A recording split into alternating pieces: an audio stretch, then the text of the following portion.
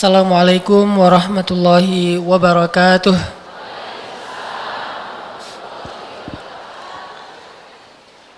Apa kabar ibu-ibu semuanya? Gak pakai luar biasa? Hari ini pengajian calon-calon mertua. Kalau biasanya hari Rabu itu Bu, ngaji buat calon menantu. Kalau hari ini insya Allah saya akan banyak mention ya, yang dulu kita omongin. Karena banyak kelihatan calon mertua yang solehah. Ini di sebelah sini udah pada siap Bu. Alhamdulillahirabbil alamin, alhamdulillahi wa kafa, wassalatu wassalamu ala rasulillahil mustafa wa ala alihi wa sahbihi ahli sidqi wal wafa. Pertama-tama kita panjatkan puji dan syukur kepada Allah Subhanahu wa taala atas nikmat usia yang Allah berikan kepada kita. Gak berasa sekarang kita udah berada di akhir atau di penghujung bulan Sya'ban. Kurang dari 1 minggu lagi insya Allah kita akan kembali bertemu dengan bulan suci Ramadan. Dan mudah-mudahan Allah Subhanahu wa taala memberikan kita kesempatan tahun ini bisa berpuasa Ramadan. Tidak ada satu halangan pun kecuali sesuai dengan fitrah, yaitu ibu-ibu. Mudah-mudahan tetap sehat sampai selesai Ramadan dan seterusnya. Mudah-mudahan masih Allah berikan usia, diberikan kekuatan, dan yang terpenting adalah diberikan hidayah iman. Karena kalau enggak dikasih hidayah iman, gimana pun kita kuat, tetap aja tidak bersemangat dalam beramal solih. Ibu-ibu dan teman-teman sekalian yang dirahmati Allah Subhanahu wa taala, hari ini dalam rangka menyambut datangnya bulan suci Ramadan, coba kita renungkan beberapa hal yang mudah-mudahan ini bisa jadi booster, bisa jadi penyemangat buat kita supaya lebih maksimal lagi dalam beribadah di bulan Ramadan. Salah satu di antara hal yang keren dalam bulan Ramadan itu adalah bulan Ramadan, terutama buat orang-orang yang berpuasa, adalah bulan doa. Bulannya doa. Makanya kalau kita perhatiin di dalam paragraf ayat tentang puasa Ramadan, nanti setelah Allah ngomong tentang kewajiban berpuasa, di bawahnya tuh ada ayat tentang motivasi dan janji Allah untuk hamba-hamba yang berdoa setelah dia berpuasa.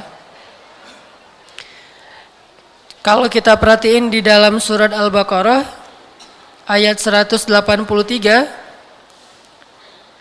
sampai 187, itu kan ayat tentang Ramadan tuh.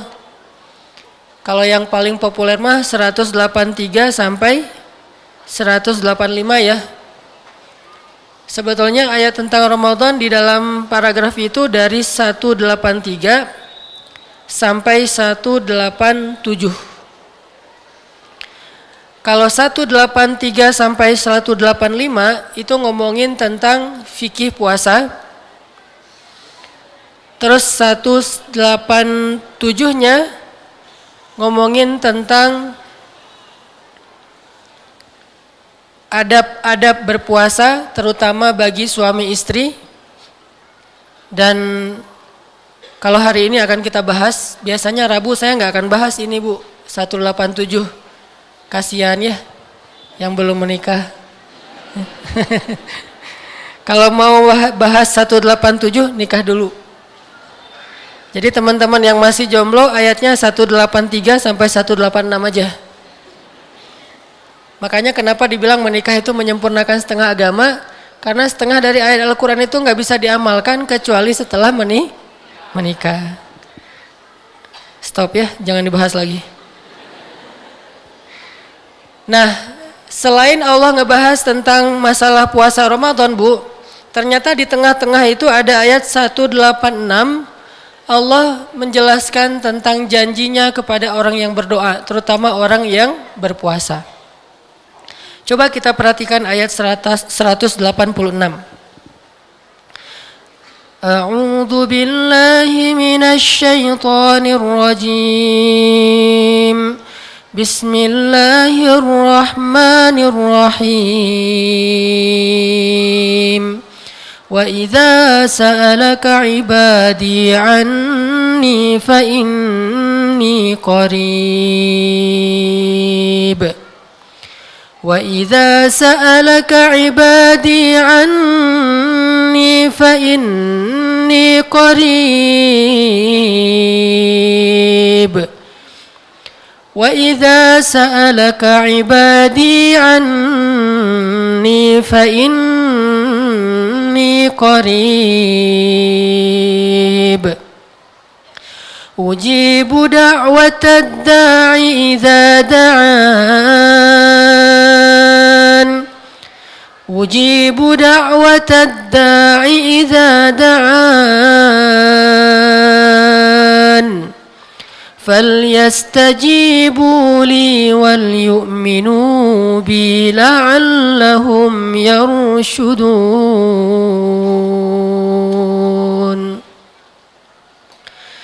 Dan jika hamba-hambaku bertanya kepadamu tentang aku, maka sesungguhnya aku adalah dekat. Aku memperkenankan permintaan setiap orang yang meminta jika dia meminta kepadaku.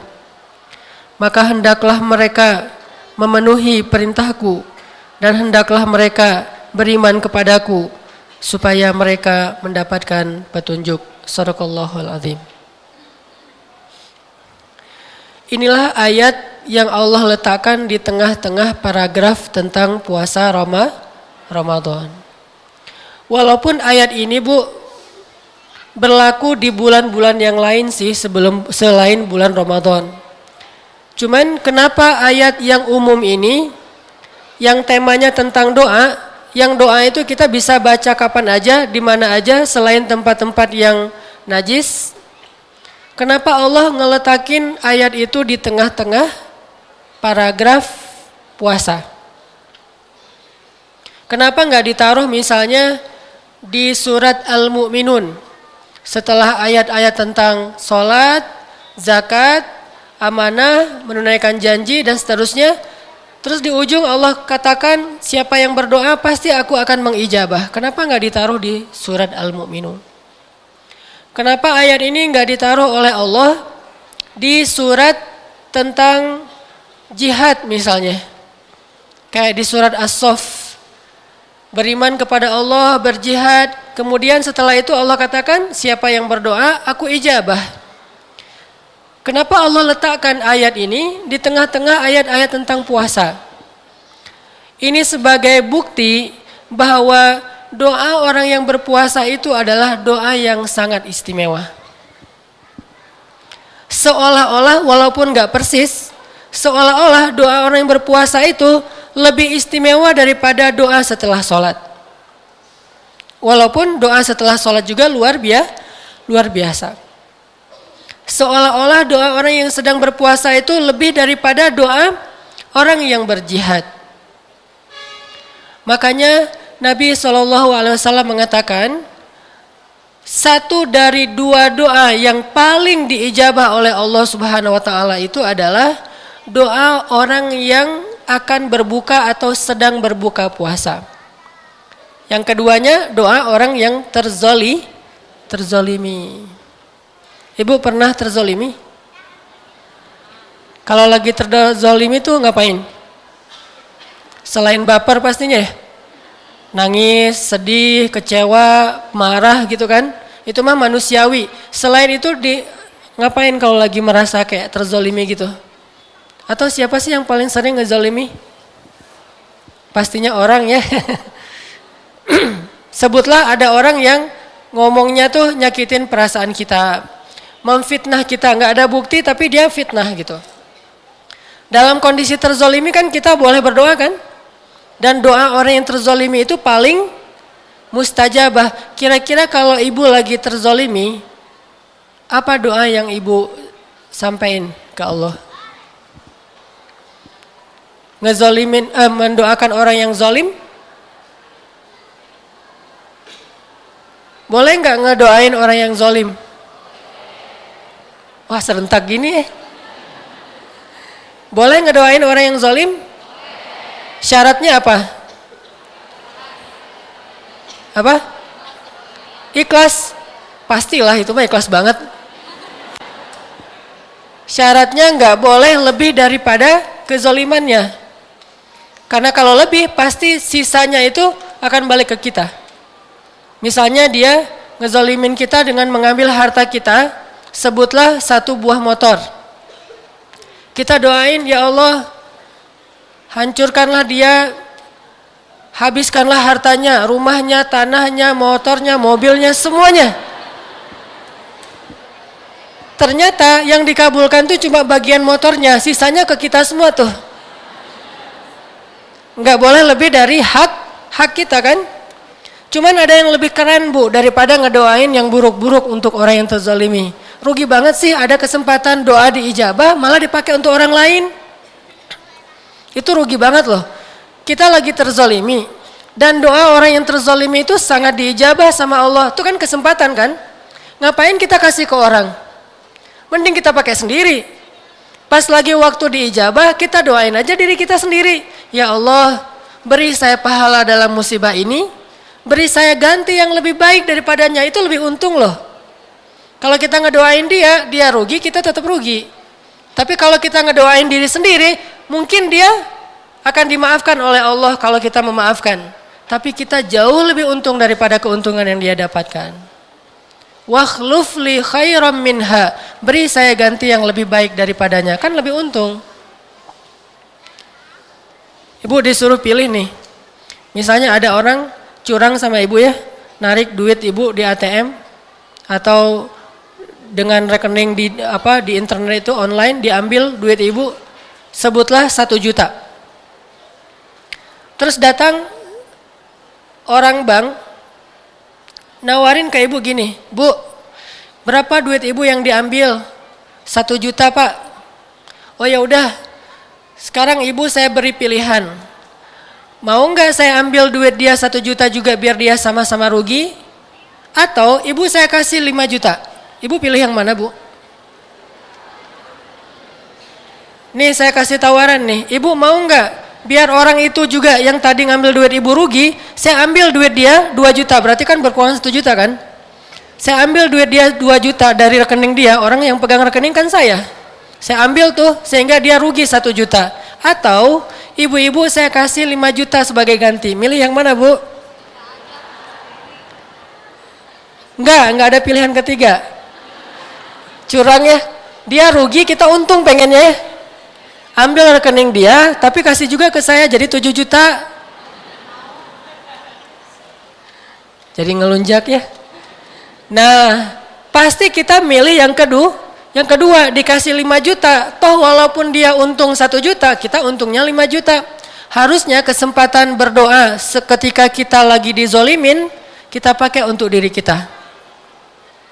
Sehingga nanti Allah akan ganti. Masalahnya kita percaya nggak sih sama Allah? Itu doang sih masalahnya. Percaya nggak kita sama Allah? Kalau kita lagi dizolimin, kita doa kayak doa Ummu Salamah tadi, terus Allah bakalan ngasih kita ganti yang lebih baik dari itu. Itu doang sih masalahnya, percaya apa? Enggak. Kayak kita ditikung gitu. Gak usah dibahas. Mending kita nikung balik atau kita gagalkan pernikahan 2 orang itu, atau kita doa aja biar Allah ganti yang lebih baik. Susah sih sebetulnya kayak gitu-gitu mah, baper soalnya. Nggak rela saya juga. Nah, di sini nih ujian kita nih.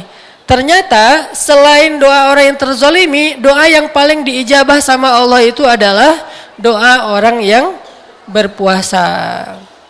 Makanya Allah ngeletakin ayat tentang doa ini di tengah-tengah paragraf ayat-ayat puasa. Itu poin pertama, Bu. Sehingga kita pesan moralnya di bulan Ramadan tuh banyak doa. Sebulan 29 hari atau 30 hari itu kesempatan kita minta segala hal dan bisa berulang-ulang. Insya Allah Allah pasti kasih kepada kita, yakin 100%. Gak mungkin Allah gak ngasih kalau doa kita itu baik. Bahkan kalau doa kita itu agak-agak kurang baik, Allah kasih yang lebih baik dari apa yang kita minta. Pokoknya gak mungkin kecewa deh orang minta ke Allah. Kalau minta ke suami kan lama tuh ngebujuknya tuh ya. Kita harus nyiapin makanan enak dulu, terus kita pijat-pijat dulu, nyiapin kopi dulu. Setelah semua, baru ujung-ujungnya, Pah, udah lama nih nggak jalan-jalan, window shopping aja, Pah, gitu. Tuh lagi ada sale gitu ya, 70%. Karena dia udah nyaman, senang, akhirnya ya udah mah, yuk jalan-jalan bener ya, window shopping, ya. Tapi kita udah bawa uang belanja 1 bulan. Nanti pas sudah habis baru diganti sama papa, ditodong gitu ya. Ini artinya kalau minta ke manusia itu ribet, susah untuk meyakinkan dia, untuk bisa bikin dia rela ngasih apa yang kita minta itu agak lama. Tapi kalau minta ke Allah, hari itu kita minta, detik itu kita minta, detik itu juga Allah ngasih. Pasti dikasih sama Allah kalau tidak ada penghalang terhadap doa kita. Makanya kayaknya perlu juga nih bulan Ramadan kali ini kita jadikan kayak program bulan doa. Jadi salah satu target kita bulan Ramadan ini selain setiap tahun kan targetnya khataman tuh. Ada yang khatamannya sebulan sekali, 2 kali sampai 10 kali, ada yang 30 kali.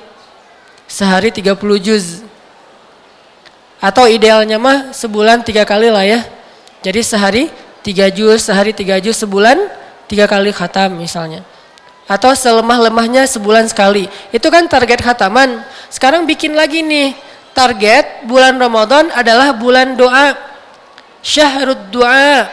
Sepanjang bulan itu kita habiskan dengan berdoa, sahur doa, kemudian siang doa, berbuka doa, taraweh doa, malam qiyamul lail doa, doa terus. Dan salah satu programnya adalah banyak menghafal doa-doa daily selama bulan Ramadan. Jadi kayak program gitu Bu, bulan Ramadan. Kalau selama ini kita kalau misalnya mau jalan cuma baca Bismillahirrahmanirrahim, sekarang tambah. Bismillahirrahmanirrahim, subhanalladzi sakhkhara lana hadza dan seterusnya. Kan kalau umroh suka hafal tuh ya. Pasti kan pembimbingnya subhanalladzi gitu kan. Pas pulang umroh lupa lagi. Nanti ingat tahun depan pas umroh lagi gitu. Kita jadiin bulan Ramadan sebagai syahrud doa, bulannya berdoa. Dan kalau perlu Bu, hafal beberapa doa yang romantis. Kalau nggak sanggup menghafal bahasa Arabnya, hafal aja versi bahasa Indonesianya. Cari itu doa-doanya Ustadz Arifin, doa-doanya Ustadz Yusuf Mansur, doa-doanya para ulama-ulama kita yang kan bagus-bagus tuh doanya tuh. Ada di Google, ada di YouTube, tinggal ibu-ibu catat. Kalau nggak hafal, baca aja pas doa. Ya Allah ntar contekannya di mana ya? Kecuali dalam sholat tuh nggak boleh. Kalau di luar sholat boleh banget doa pakai bahasa Indonesia, bahasa Sunda, bahkan bahasa isyarat juga boleh. Gitu doang. Nggak ngomong gitu, wajahnya melas gitu kan ya. Allah tahu loh isi hati kita. Kenapa nggak ngomong? Nggak enak sama Allah. Ada orang yang doanya pakai bahasa isyarat. Nabi itu pernah doa minta pindah kiblat pakai bahasa isyarat. Nggak pernah Nabi ngomong ya Allah pindahin dong kiblat. Malas kalau ke Masjidil Aqsa gitu. Soalnya diledekin mulu sama orang Yahudi. Kan gitu ceritanya. Karena Nabi nggak enak hati, Masjidil Aqsa juga masjid yang suci, tanah yang diberkahi, terus minta dipindah ke Mekah gitu, rasanya nggak enak gitu. Akhirnya Nabi cuma ngelihat ke langit doang.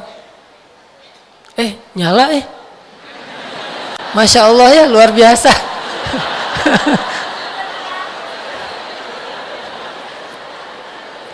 Ini bener nih. Luar biasa. Saya lihat lagi ntar padam deh kayaknya. Udah gak diijabah, udah riya soalnya. Jadi Nabi itu cuma ngelihat ke atas doang tuh Bu. Ngelihat ke atas, pulang. Besoknya pergi ke atas bukit yang agak tinggi, ngelihat ke atas lagi, pulang. Sampai beberapa hari kayak gitu, terus turun ayat. Qad nara taqalluba wajhika fis samaa falanwalliyannaka qiblatan tardaha. Kami udah lihat gimana kamu setiap hari itu menengadah ke langit, kata Allah. Sekarang kami pindahin deh kiblatnya ke arah yang kamu suka. Allah kok tahu? Alimun bidzatis sudur. Allah kan tahu isi hati hambanya. Isi hati kita dalam ilmu Allah itu sama jelasnya dengan ucapan kita loh Bu. Nggak ada bedanya. Kalau kita kan nebak-nebak isi hati orang ya. Kayaknya dia sih sayang juga sama saya. Cuman emang orangnya agak-agak jaim gitu. Nebak-nebak. GR namanya kan. Udahlah kamu mah jujur aja. Kamu cintakan sama saya. Siapa yang bilang? Saya tahulah isi hati kamu. Emang kita Tuhan. Yang tahu isi hati seseorang itu hanya Allah. Kemudian orang itu, saya nggak bilang dan ya, karena nggak ada dan di sini. Kita tahu pun karena Allah. Hanya Allah yang tahu. Kemudian yang orang yang dititipin hati itu doang. Sedangkan yang lain nggak ada yang tahu. Makanya jangan pernah menjudge isi hati orang lain. Sombong loh, nggak bisa. Riya loh, nggak bisa. Kita nggak bisa mengatakan orang lain sombong, riya, segala macam bab hati. Karena yang tahu hatinya hanya Allah, kemudian orang itu sendiri. Jadi boleh kita baca teks doa. Koleksi tuh Bu. Nanti pas tahajud kita tinggal baca. Siapa tahu kayak pas lagi umroh kan suka ada koleksi doa tawaf ya. Nah sekarang koleksi juga doa Ramadan. Kita mau minta apa? Disusun dari sekarang ini masih ada seminggu nih. Nyusun dulu yang puitis. Allah. Yang gampang-gampang aja lah. Engkau maha baik. Engkau maha indah, engkau maha tinggi, engkau maha apa, puji-puji dulu nih Allahnya nih. Udah gitu nanti pas dibaca kan jadi kayak bisa menghayati doanya sama Allah. Makin romantis doa sama Allah, Allah tuh makin senang. Dan Allah tuh senang banget sama orang yang rajin berdoa. Kalau ada yang bilang jangan banyak-banyak doa, malu sama Allah, nggak enak gitu. Itu salah, berarti dia memanusiakan Allah. Manusia kalau kita banyak minta dia nggak suka, tapi Allah justru dia nggak suka kalau kita nggak minta. Sehingga doa itu dalam Islam dianggap sebagai ibadah. Orang yang paling Allah cinta itu justru yang banyak minta, dikit-dikit ya Allah, dikit-dikit ya Allah, gitu tuh Allah suka banget. Coba kalau kita ke teman kita kayak gitu kan malas banget kan? Dia kalau udah telepon nih pasti minta utang nih kayaknya nih. Mulai dia telepon nggak kita angkat. Dia japri nggak dibaca, nggak di-read. Dia DM nggak dibuka-buka. Kenapa? Takut dimintai hutang. Tapi kalau Allah, kita nggak pernah nelpon Allah. Allah nanya kemana aja sih dia nggak pernah nelpon saya. Kita tuh nggak ngejapri Allah dalam doa. Allah tuh tanya kemana aja. Kalau kita bertahun-tahun nggak minta sama Allah, Allah itu males sama kita. Males di sini artinya agak-agak kecewa gitu sama kita. Kenapa? Karena dianggap sebagai orang yang sombong. Orang yang gak pernah doa itu adalah orang yang sombong. Ngerasa dia bisa hidup sendiri tanpa Allah. Orang justru makin banyak doa menunjukkan penghambaan dirinya bagus kepada Allah. Dia ngerasa la haula wala quwata. Saya tuh gak punya daya dan upaya sama sekali. Illa billah. Makanya minta kepada Allah. Sal tu'toh. Minta pasti dikasih sama Allah. Jadi bulan Ramadan tuh kita jadiin sebagai bulan doa. Sepanjang hari kita berdoa, sepanjang malam kita berdoa. Jadiin selesai pulang Ramadan, selesai ngelewatin Ramadan, kita punya banyak janji sama Allah nih. Kita punya banyak akad sama Allah. Tinggal kita tunggu aja. Allah pasti bakalan ngasih kita kejutan-kejutan. Terus gimana caranya biar pas kita berdoa di bulan Ramadan itu powerful Bu? Pas kita berdoa di bulan Ramadan itu kayaknya doa kita itu berasa gitu. Dan mudah-mudahan segera Allah ijabah dalam kehidupan kita di dunia. Dan nanti juga di akhirat. Gimana caranya biar doa kita mustajabah? Pertama, doa itu pakai istilahnya kalau dalam hadis itu orang yang doanya itu kalau anak kecil itu kayak apa Bu? Merengek gitu Bu. Kalau anak kecil itu ke orang tua merengek. Nah itu kalau doa kepada Allah itu berusaha untuk merengek kepada Allah seperti anak kecil. Ya Allah, saya mohon banget, kalau bahasa mudahnya mungkin ya Allah please ya Allah gitu. Ngerengek ke Allah, saya butuh ini, saya tuh lagi kayak gini, saya lagi ada masalah ini, saya ditolak terus, saya belum ngungkapin apa niat saya juga udah ditolak, nggak boleh masuk ya Allah, saya gitu amat. Kok saya gini amat ya Allah diperlakukan sama calon-calon mertua. Ya Allah beri hidayah kepada calon mertua saya. Tiba-tiba calon mertua rajin ngaji nih. Dengerin hadis, wahai calon-calon mertua yang solihah, jika ada seorang pemuda yang akhlaknya baik, datang melamar putrimu, jangan ditolak kata Nabi. Gitu kan teman-teman? Itu hadis loh Bu ya, bukan kata saya Bu. Saya udah menunaikan janji ya. Jadi bulan Ramadan gak ada janji. Ini barakallah luar biasa nih. Kata Nabi, kalau ada seorang pemuda yang baik akhlaknya datang melamar putri kalian karena Allah, maka janganlah kalian menolaknya. Berarti menolak lamaran seorang pemuda yang baik akhlaknya, hukumnya makruh. Allah gak suka. Apapun alasannya, si Neng belum lulus kuliah, gak ada masalah. Orang kuliah tidak akan terhalangi oleh menikah. Orang dulu saya juga nikahnya lagi kuliah, istri saya yang kuliah, saya mah enggak gitu. Dia lagi S2, saya mah main-main aja keliling Kairo antar satu kota dengan kota yang lain. Jadi kayak apa 99 cahaya gitu. Yang satu kuliah, yang satu lagi traveling gitu ya. Ternyata beres juga tuh kuliahnya, nggak terhalangi. Karena setiap waktu ujian dia tutup kamar, saya nggak boleh masuk, tidur di luar. Dia belajar aja di kamarnya. Kan bete banget kan buat saya kalau kayak gitu, mending saya ke kafe ya. Ini artinya nggak terhalangi kok kuliah gara-gara nikah, nggak terhalangi kerja karir gara-gara nikah, nggak sama sekali. Kenapa kita nggak takut kalau pacaran itu menghalangi belajar, tapi nikah menghalangi katanya? Enggak sama sekali. Ini artinya kita butuh apa nih? Kita ada masalah apa? Minta sama Allah mumpung bulan Ramadan. Siapa tahu bulan Syawal ada kejutan dari Allah. Terus gimana cara mintanya? Tadi mintalah kepada Allah seperti seorang bayi yang merengek kepada Allah. Datang lagi, seolah-olah kalaupun Allah bilang enggak, kita tetap datang. Seolah-olah tuh kayak gitu tuh. Saking agak-agak ngeyel gitu ya. Allah bilang enggak deh. Allah please dong. Enggak, please Allah. Enggak, please. Gitu tuh datang ke Allah. Tapi kan Allah enggak mungkin bilang enggak kan ya?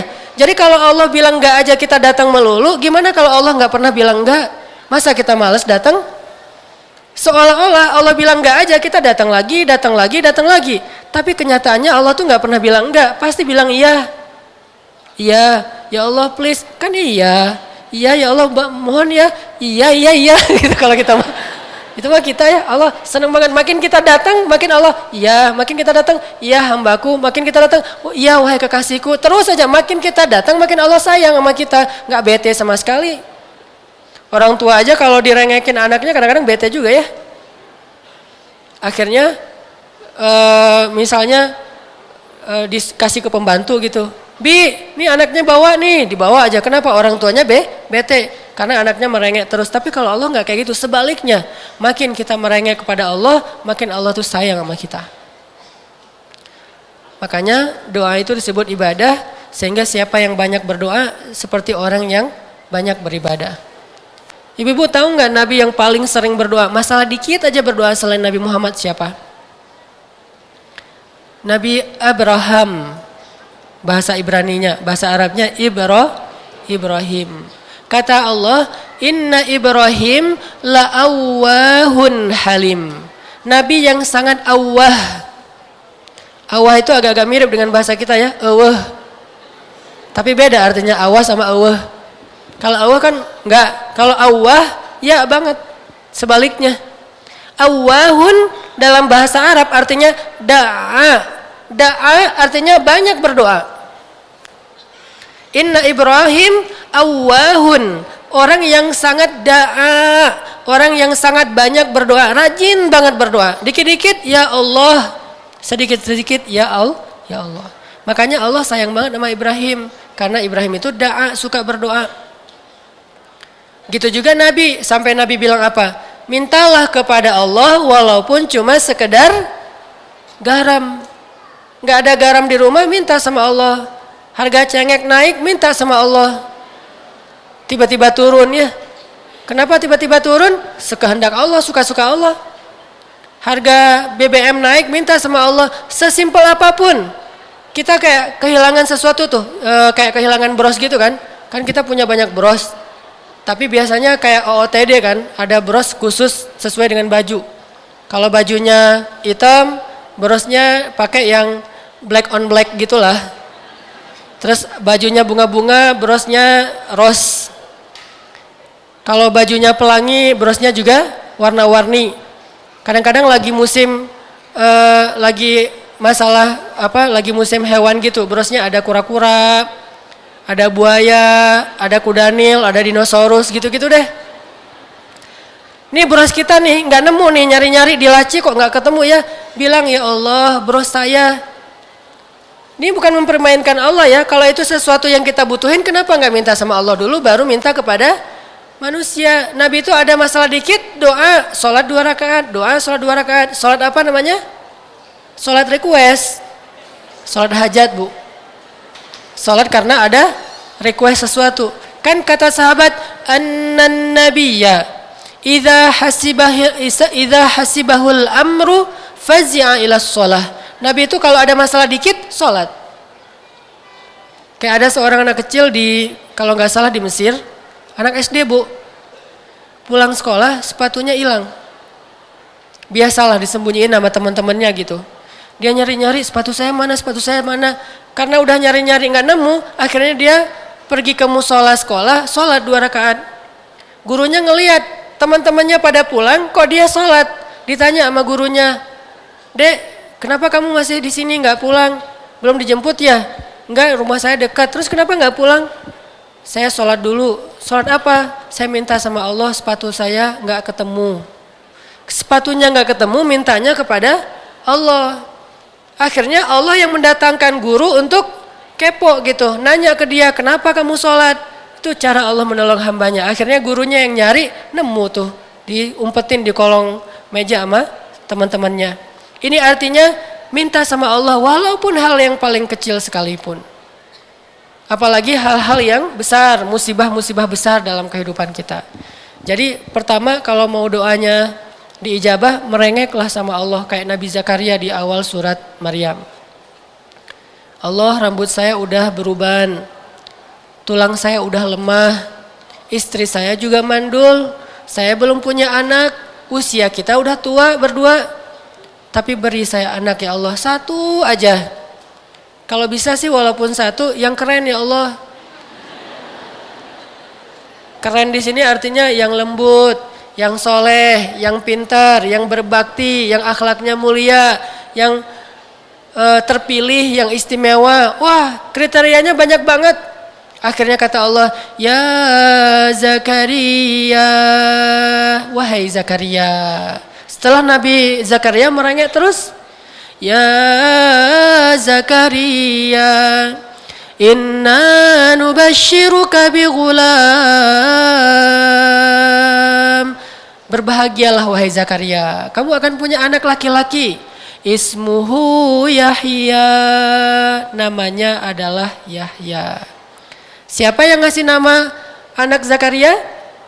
Allah. Kalau kita nyari namanya di Google, googling dulu nih, nama yang bagus apa keluar, nama-nama Islami gitu ya. Walaupun kadang-kadang aneh-aneh juga tuh. Nama tapi kalimat, dalam bahasa Arab itu nama ya nama, kalimat ya kalimat. Ada juga di kita nama kalimat. Kayak saya pernah cerita, nama bahasa Indonesianya bagus, pas di Arabin jadi agak-agak unik. Bahasa Sundanya Cecep, kan bagus kan ya? Cecep artinya apa? Kasep. Kalau bahasa Arabnya Wasim, terus jadi bahasa Inggris Bahasa Inggrisnya apa Wasim teh? Nah, itu bahasa Arab tuh. Wasim, bahasa Sundanya Cecep. Pas pergi ke Mesir, tanya Ismake, nama kamu siapa? Cecep. Zaibaro, gimana cara baca Cecep dalam bahasa Arab? Tidak ada huruf C. Ya udah pakai shin aja, ship.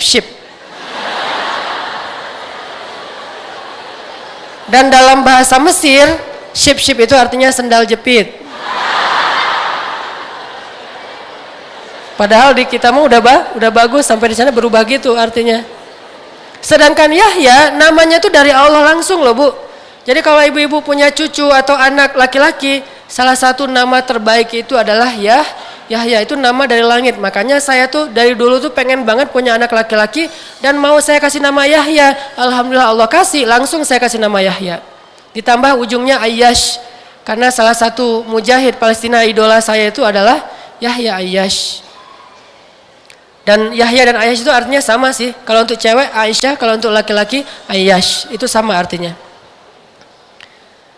Ismuhu Yahya lam naj'al lahu min qablu samiyya. Enggak ada anak seperti itu selama ini. Yahya banget tuh. Satu, merengek kayak Nabi Zakaria, ya Allah, ya Allah, ya Allah, terus saja gitu. Seandainya Allah, walaupun nggak mungkin ya, seandainya kurang lebih atau kayak seolah-olah Allah bilang enggak, tetap minta, pasti Allah kasih. Yang kedua, biar doa kita tuh diijabah, terutama doa tentang kebaikan-kebaikan, bukan tentang pertolongan dalam musibah ya, tentang suatu kebaikan. Khususnya doa orang tua untuk anak nih. Kalau pengen doa kita untuk anak kita diijabah, doalah dengan ghibtoh. Pernah dengar nggak Bu ghibtoh? Ghibtoh itu artinya cemburu. Jadi kalau misalnya ibu-ibu cemburu kepada orang yang solih, cemburunya tuh cemburu berat, pengen banget punya anak kayak dia, itu namanya ghibtoh. Berdoalah, ya Allah, saya pengen punya anak kayak orang itu tuh yang solih, Allah kasih tuh. Itu salah satu rahasia doanya diijabah. Dan itu terbukti kepada Zakaria juga. Zakaria itu ngeghibtohin Maryam. Kan yang ngasih pemeliharaan kepada Maryam di Masjid Al-Aqsa kan Zakaria. Suatu hari Zakaria bawa makanan ke dalam mihrab Maryam. Maryamnya udah punya banyak makanan, segar lagi tuh buah-buahannya. Zakaria nanya, "Anna laki hadza ya Maryam?" Kamu dapat dari mana makanan ini wahai Maryam? Kata Maryam, "Huwa min indillah." Allah yang ngasih, langsung turun dari surga loh. Itu makanan yang dimakan sama Maryam datangnya dari surga. Sehingga waktu itu hunalika da'a Zakaria rabbah. Saat itu Zakaria itu semakin cemburu sama Maryam. Sehingga Zakaria berdoa saat itu juga, ya Allah, pengen banget punya anak kayak gini tapi yang laki-laki. Dikasihlah Yahya. Itu namanya ghibtoh. Dalam bahasa hadis, la hasada illa fitnatain. Gak boleh kita cemburu kecuali kepada dua orang. Salah satunya ulama, yang kedua orang yang dermawan, bukan orang kaya. Gak perlu cemburu ke orang kaya, cemburunya ke orang dermawan. Dan saya ngerasa, saya tuh jadi kayak gini nih, hasil ghibtoh ibu saya. Saya sering cerita tuh, dulu ketika ibu saya mengandung saya sekitar 7 bulan, di Aceh itu ada musabaqah tingkat nasional. Tahun 81 gitu. Duh, ketahuan usianya Salah ngomong. Tahun 81. Tapi saya masih usia penduduk surga, Bu. Ibu tahu penduduk surga usianya berapa? 30 sampai 40. Jadi yang belum 30 belum nih. Yang udah lewat 40 enggak deh. Pokoknya penduduk surga itu usianya antara 30 sampai 40. By the way, ini mah gimmick doang, intermezzo. Nah, tahun 81 itu ada musabaqah tingkat nasional di Aceh. Pas penutupan kan pengumuman gitu. Juara 1 musabaqah cabang tilawah tingkat anak-anak. Jatuh kepada Yanis Yahya. Anak Aceh usia 12 tahun, suaranya bagus, ngajinya enak, juara 1. Pas penutupan, closing, dia disuruh tampil lagi sebagai penampilan penutup. Ibu saya dengerin dia ngaji, ibu saya nangis, terharu sambil ngusap-ngusap kandungannya. Ibu saya bilang, ya Allah, jadikanlah anak di dalam kandungan saya itu kayak gitu tuh. 12 tahun kemudian saya juara musabaqah tingkat nasional bagian tilawah tingkat anak-anak di Pekanbaru. Persis 12 tahun. Ibu saya bilang, nih doa saya 12 tahun yang lalu ketika musabaqah di Aceh. Coba lihat ajaibnya ghibtoh. Sekarang kita nggak ghibtohin siapa? Kalau nggak punya siapa-siapa untuk kita ghibtohin, kita idolain, kita cemburuin, maka kita nggak punya sampel buat jadiin anak kita kayak orang itu gitu. Harus ada yang digiptohin. Kalau bisa jangan tanggung-tanggung. Saya ngebayangin aja ya kalau ibu saya dulu ngegiptohin Imam Bukhari, kayaknya saya udah hafal 300.000 hadis loh Bu. Ustaz Hanan Ataki hafal 300.000 hadis. Kenapa? Yang digiptohin Bukhari. Yang digiptohin itu Imam Ahmad menghafal 1.000.000 hadis. Ini karena nggak menggiptohin Imam Ahmad, hafalnya innamal a'malu binniyah dari dulu juga. Makanya harus giptoh doa yang paling keren itu biar cepat diijabah. Kita harus cari satu tokoh, satu orang solih, kalau bisa lebih. Dan kita itu bukan cuma basa-basi, benar-benar cemburu banget sama orang itu. Kayak saya tuh cemburu banget sama Yahya, Nabi Yahya. Makanya saya pengen banget punya anak laki-laki terus dikasih nama Yahya. Itu giptoh banget, Allah kasih tuh anak laki-laki. Pengen lembut kayak Nabi Yahya, ternyata lembut. Yang saya lihat sekarang mah anaknya paling lembut, lebih lembut dari kakak-kakaknya. Kalau dimarahin dikit, sayang, minta disayang, nggak mau dimarahin, lembut banget. Ini artinya ghibtoh dari orang tua. Mau punya anak soleh, cari dulu orang soleh untuk kita cemburuin. Kalau bisa sih jangan yang tanggung-tanggung ya. Ini bukan saya kegeeran, bukan apa-apa, karena ada orang yang kayak doa gitu, ya Allah saya pengen banget punya anak kayak Ustaz Hanan. Jangan, tanggung banget. Tanggung banget lah, jangan saya mah masih suka main. Kerjaannya main aja, lihat aja di Instagram saya. Ibu belum follow.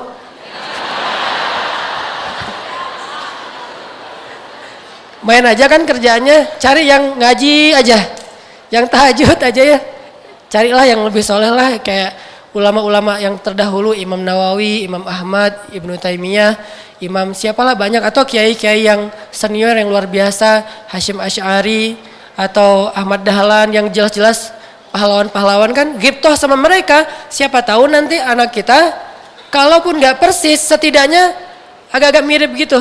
Fa illam takun mithlahum fatashabbahu bihim. Kalau nggak persis kayak mereka, minimal mirip sama mereka.